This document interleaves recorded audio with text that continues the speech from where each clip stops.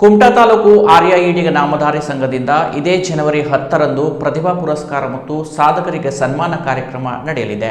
ನಾಮಧಾರಿ ಸಂಘದ ಬಲವರ್ಧನೆಗಾಗಿ ಶ್ರಮಿಸಿ ಶಿಕ್ಷಣದಲ್ಲಿ ಕ್ರಾಂತಿ ಮಾಡಿದ ಎನ್.ಬಿ. ನಾಯ್ಕರು ಕೂಡ ಈ ಕಾರ್ಯಕ್ರಮದಲ್ಲಿ ಗೌರವ ಉಪಸ್ಥಿತಿ ವಹಿಸಲಿರುವುದು ಗಮನ ಸೆಳೆದಿದೆ.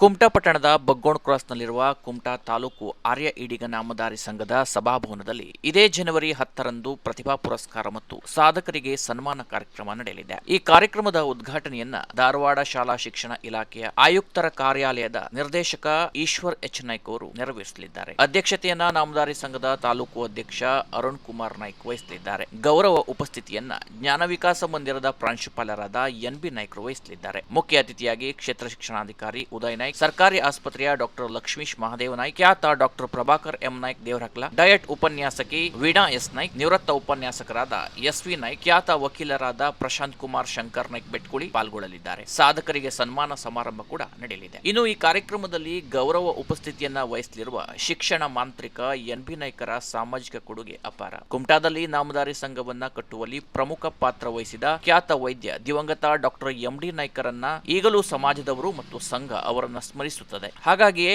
ದಿವಂಗತ ಡಾಕ್ಟರ್ ಎಂ.ಡಿ. ನಾಯ್ಕರು ಸಂಘದ ಸಂಸ್ಥಾಪಕ ಅಧ್ಯಕ್ಷರಾಗಿದ್ದಾರೆ. ಸಂಘವನ್ನ ಕಟ್ಟುವಲ್ಲಿ ಎಂ.ಡಿ. ನಾಯ್ಕರ ಜೊತೆಗೆ ಹೆಗಲು ಕೊಟ್ಟವರು ಜ್ಞಾನ ವಿಕಾಸ ಮಂದಿರದ ಪ್ರಾಂಶುಪಾಲರಾದ ಎನ್.ಬಿ. ನಾಯ್ಕರು. ಆ ಕಾರಣಕ್ಕಾಗಿಯೇ ಸಂಘವು ಈ ಬಾರಿ ಕಾರ್ಯಕ್ರಮದ ವೇದಿಕೆಯಲ್ಲಿ ಅವರಿಗೆ ಗೌರವ ಉಪಸ್ಥಿತಿ ಸ್ಥಾನದ ಗೌರವವನ್ನು ನೀಡಿದೆ. ಇನ್ನು ಈ ಎನ್.ಬಿ. ನಾಯ್ಕರ ಬಗ್ಗೆ ಹೇಳುವುದಾದರೆ, ತಮ್ಮ ಇಡೀ ಜೀವನವನ್ನ ಶಿಕ್ಷಣ ಕ್ಷೇತ್ರಕ್ಕೆ ಮುಡುಪಾಗಿಟ್ಟ ಶಿಕ್ಷಣ ಪ್ರೇಮಿ. ಅಪ್ಪ ಅಮ್ಮನ ಮಂದಿರವನ್ನೇ ತಮ್ಮ ಮನೆಯಲ್ಲಿ ಸ್ಥಾಪಿಸಿ ಇಡೀ ಸಮಾಜಕ್ಕೆ ಅಪ್ಪ ಅಮ್ಮನನ್ನ ದೇವರಂತೆ ಕಾಣಬೇಕು, ಗೌರವಿಸಬೇಕು ಎಂದು ಸಾರಿದ ಪುಣ್ಯಾತ್ಮ. 1970ರಿಂದ 75ರವರೆಗೆ ಜ್ಞಾನ ವಿಕಾಸ ಮಂದಿರವನ್ನ ಸ್ಥಾಪಿಸಿ ಅದರ ಶಾಖೆಯನ್ನ ಕುಮಟಾ, ಹೊನ್ನಾವರ, ಭಟ್ಕಳ, ಅಂಕೋಲಾ, ಕಾರವಾರ, ಸಿದ್ದಾಪುರ ಸೇರಿದಂತೆ ಜಿಲ್ಲೆಯಲ್ಲಿ ವಿಸ್ತರಿಸಿದ ಹೆಗ್ಗಳಿಕೆ ಅವರದು. ಸಮಾಜದ ಬಡ ಮಕ್ಕಳು ಶಿಕ್ಷಣವಂತರಾಗಬೇಕು, ಸೂಕ್ತ ಶೈಕ್ಷಣಿಕ ಮಾರ್ಗದರ್ಶನದ ಮೂಲಕ ಸಮಾಜ ಶೈಕ್ಷಣಿಕವಾಗಿ ಅಭಿವೃದ್ಧಿ ಸಾಧಿಸಬೇಕೆಂಬ ಹಂಬಲದಿಂದಲೇ ಎಂ.ಡಿ. ನಾಯ್ಕರ ಪರಮಾಪ್ತರಾಗಿದ್ದ ಎನ್.ಬಿ. ನಾಯ್ಕರು ವಿದ್ಯಾವರ್ಧಕ ಸಂಘವನ್ನ ಸ್ಥಾಪಿಸಿದ್ದರು. ಕೋಡ್ಕಣಿಯಲ್ಲಿ ಪರಮೇಶ್ವರ್ ನಾಯ್ಕ್, ಅಗ್ನಾಶ್ನಿಯಲ್ಲಿ ಗಂಗಾಧರ್ ನಾಯ್ಕ್, ಕೋನಳ್ಳಿಯಲ್ಲಿ ವೆಂಕಟಾ ನಾಯ್ಕ್, ಉರ್ಕೇರಿಯಲ್ಲಿ ಮಂಜುನಾಥ್ ಮಾಸ್ತರ್ ಮತ್ತು ಹೆಗಡೆಯಲ್ಲಿ ಸಮಾಜದ ಮುಖಂಡರು ಸೇರಿ ವಿದ್ಯಾವರ್ಧಕ ಸಂಘವನ್ನ